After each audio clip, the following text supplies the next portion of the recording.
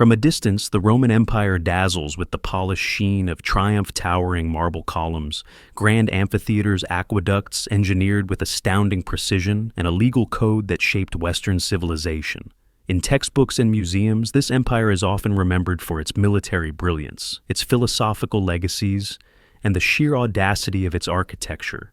Yet, buried beneath this glittering facade is a truth far more unsettling, one that reveals not just the cost of empire, but the price paid by those deemed expendable. For centuries, Rome's narrative has largely centered on its elite emperors, generals, senators, and philosophers. Their names are etched into stone and immortalized in bronze. But behind the golden palaces, another population existed, unrecorded, unnamed, and almost entirely forgotten. Among them were young men and boys, many of them enslaved, who were forced into sexual servitude within the private chambers of Rome's ruling class. They were known by many names, though none truly acknowledged their humanity. Today we refer to them as male concubines. These were not household servants or laborers. They were human beings reduced to ornaments of desire, purchased, trained, and disciplined to meet the emotional and physical whims of their masters. Often taken from distant provinces or born into bondage, they had no say in the roles they were forced to play. Their presence was meant to comfort, entertain, and flatter the powerful, even as their own identities were systematically erased. This account does not aim to sensationalize or dwell in morbid curiosity. Instead, it confronts a crucial but uncomfortable question. What was the real cost of Rome's greatness, and who bore its burden? By turning our attention to those whom history has silenced, we do not diminish Rome's achievements. We deepen our understanding of the human lives sacrificed beneath them. These young men, long forgotten, deserve to be remembered, not as shadows of an empire, but as individuals whose suffering had meaning. The road to becoming a concubine did not begin with consent. It began with capture, poverty, or birth into servitude. For many, their fate was sealed long before they could understand it. The Roman slave market functioned as a tightly organized enterprise, and within it, male concubines occupied a niche of high value and disturbing specificity. They were not chosen for strength or labor. They were selected, appraised, and purchased based on a single chilling criterion: their physical allure. Slave auctions were held in central forums, often near temples or government buildings, public spaces where commerce and power intersected. Potential buyers, almost always wealthy Roman men, would examine the enslaved much like livestock. Boys and young men were made to stand naked under inspection. Traders would note their age, facial symmetry, skin tone, and physique. Catalogs, often detailing origin and condition, served as primitive marketing tools. Greek youths were prized for their supposed elegance and intellect, while Germanic captives attracted interest for their tall frames and pale complexions. The body became a commodity measured not in pounds or feet, but in desirability. There was no effort to conceal the humiliation. These were not quiet negotiations. They were public performances of dominance. A father might trade a son to clear debt. A governor might gift a concubine as a political favor. The boy himself had no voice. What mattered was how well he fit the mold of what elite Romans considered beautiful, exotic, or pliable. And once purchased, a hierarchy took shape. Some concubines were assigned to the inner circles of imperial villas, trained to please the highest echelons of society. Others were relegated to lesser households passed among masters or used as forms of social display.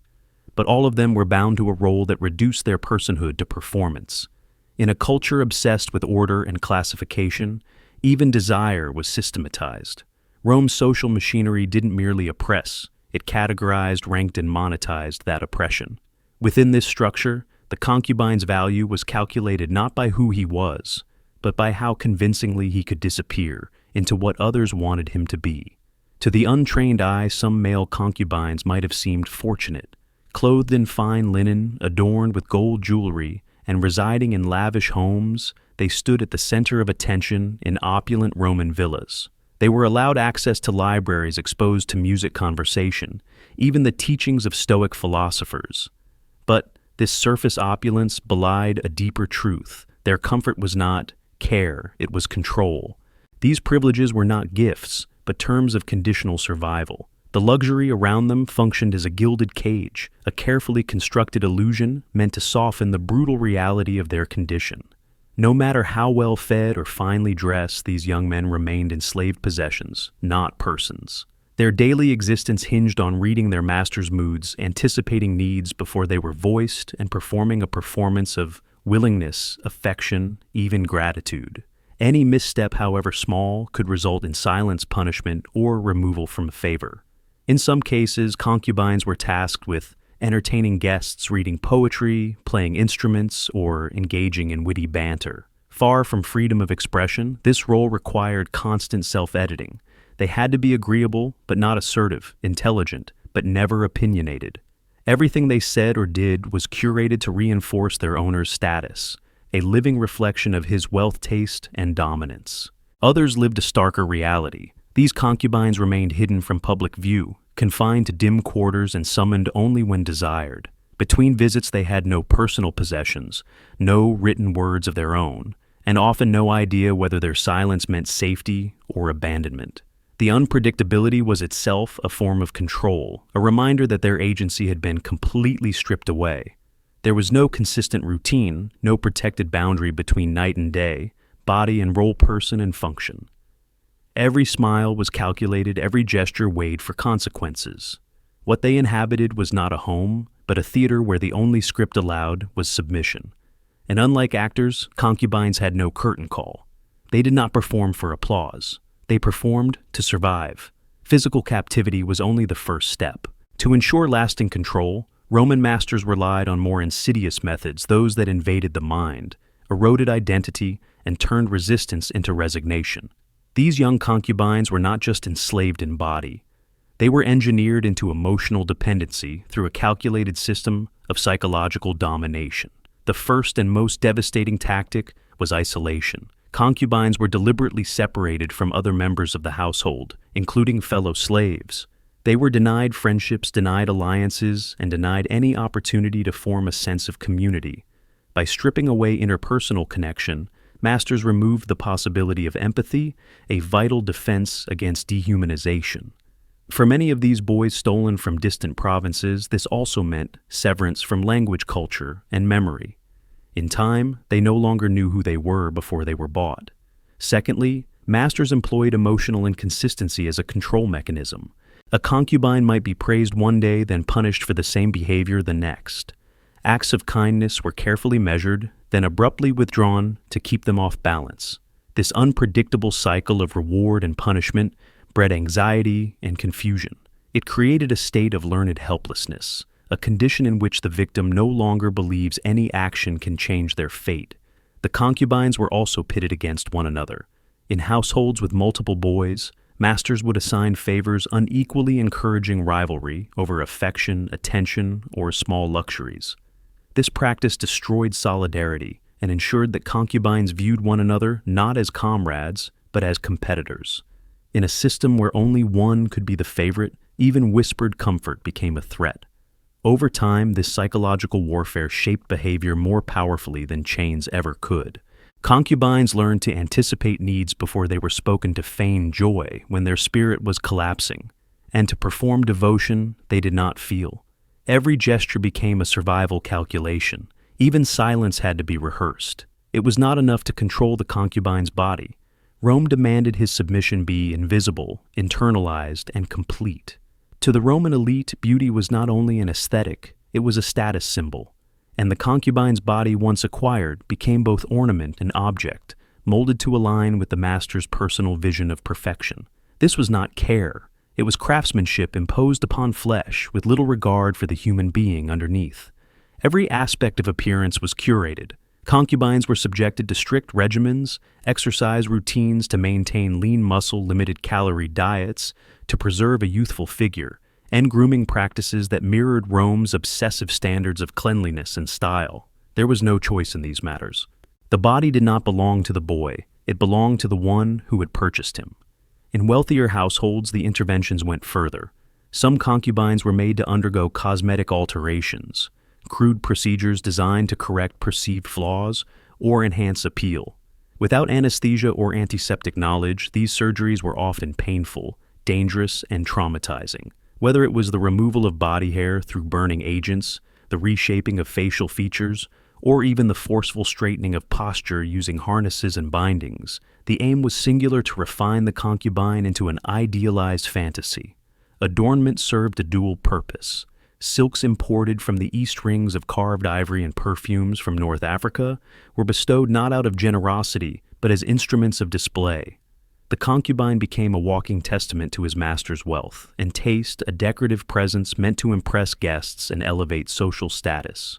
These luxurious embellishments were not empowerment, they were chains with polish. Even more chilling was the unspoken truth: no matter how beautiful, obedient, or refined the concubine became, he was always one mistake, one wrinkle, or one shift in fashion away from being discarded. Rome's elite did not simply consume beauty. They engineered it, bought it, branded it, and wore it like a mask. For the concubine, his body was not a vessel of identity, but a canvas of someone else's will, a silent, ever vulnerable display of power. While the Roman concubine's suffering played out in hidden chambers, its origins often began with something more public and equally tragic. Many of these young men were not abducted by force of war, but sold by desperate families facing starvation or crushing debt. In provinces ravaged by taxes, drought, or military occupation, a father might surrender his son to a slave broker, believing it the only way to save the rest of the household. The transaction was legal, final, and devastating. Once sold, the boy vanished into a world of silence. Letters were forbidden, travel was restricted, news rarely flowed between provinces and the Roman capital. Most families never learned what became of their sons, whether they were still alive, where they had been taken, or what roles they had been forced into. For the concubines, this absence of connection deepened their erasure. Without kinship, without witness, even memory became unstable. Escape was nearly impossible. The architectural layout of Roman villas was designed with surveillance in mind. Concubines were often kept in isolated wings under the watch of loyal stewards. Even if a boy managed to flee the estate, he risked immediate capture, as his unfamiliar accent, lack of documentation, and status as a slave made anonymity impossible. And for those who tried and failed, punishment was swift and public. Roman masters believed that fear was the most effective deterrent. Escaped concubines were paraded branded or beaten before other slaves as a warning. Some had collars affixed around their necks, engraved with phrases like, "I have run away," "Return me to my master." Others were quietly disappeared, transferred to harsher households, or sent to work in fields and mines where beauty no longer mattered. A few chose to attempt suicide as the only form of resistance still within reach. But even this last act of agency was often thwarted. Masters, seeing concubines as expensive investments, placed them under constant watch and removed any object that could be used to end their lives. To be a concubine was not simply to be owned, it was to live without history, without home, and without the possibility of escape. The life of a concubine was not merely the result of individual cruelty, it was the product of an organized system, one rooted in commerce, prestige, and state indifference. In cities from Antioch to Alexandria, the demand for young male concubines drove a supply chain that spanned continents. Traders scouted remote villages, intercepted caravans, and bought children from desperate families.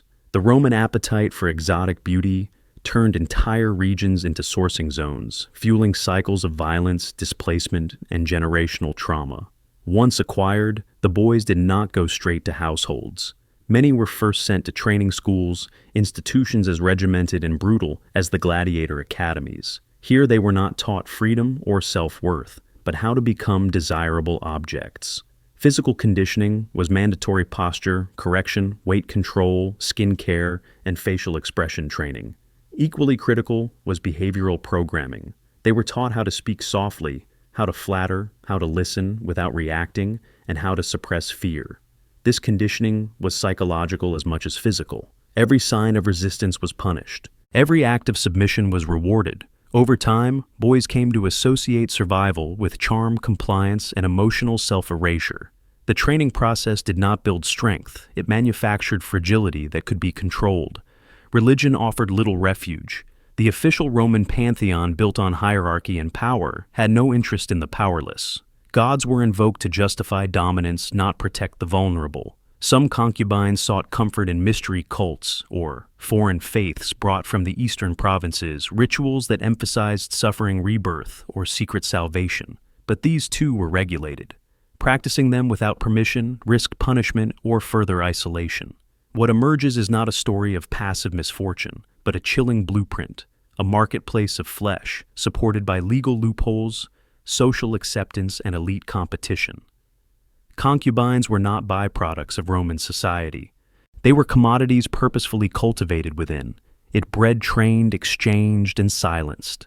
In Rome, even intimacy was industrialized. And in that machine, the concubine was both product and prisoner. Many concubines were taken into bondage before they even reached puberty.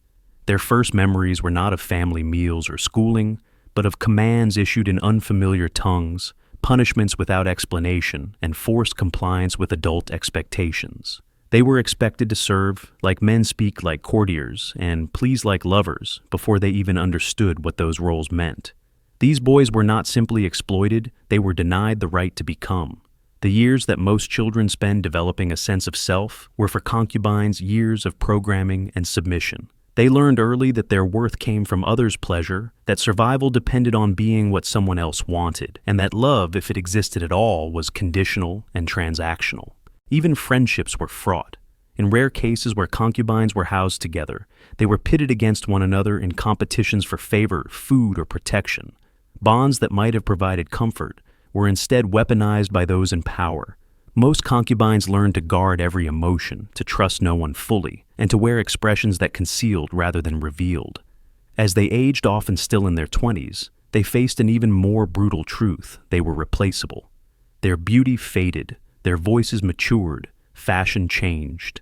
A younger boy, more vibrant and less emotionally broken, could easily take their place. Some were sold down to lower status households where the environment was harsher and the tasks more degrading. Others were discarded altogether, with no property, no money, and no training for any other kind of life. A handful managed to escape or earn their freedom through extraordinary means, usually as the result of favor from a former master. But even then they bore deep psychological scars. Many avoided relationships, concealed their pasts, or lived in perpetual fear of being recognized.